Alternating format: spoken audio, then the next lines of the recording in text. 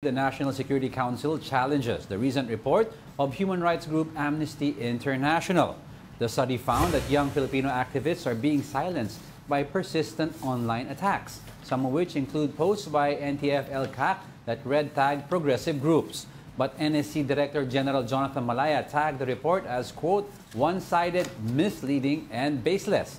Malaya said the group should have asked the government side first before publishing the report. Yun yung sinasabi niya na one-sided daw, hindi daw nagkaroon ng consultation sa kanila.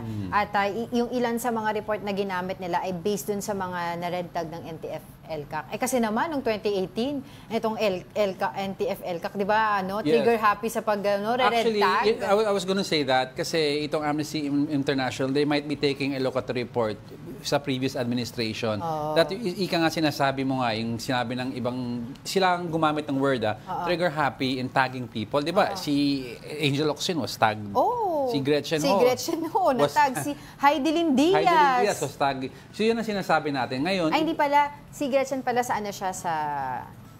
Oo nga yata. Hindi, sa ano siya sa Matrix, diba? Oo, yan, natag siya. Tama. Yun ang sinasabi natin. And ngayon kasi, di ba, iba ng administration. So iba ang direction nila, how the drug war is being conducted, how to tag terrorists. Iba na yung pananaw natin. So we have to review also. But we have to take a look muna how... Kaya nga sinabi ni Director General Malaya.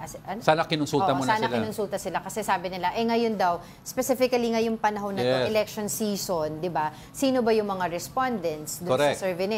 Paano ba yung questioning? Yes. Diba? How these questions were formed? Yun yung kanyang sinasabi. Kaya sabi nila, pag-aralan pa nila itong Amnesty International na ginawa na study.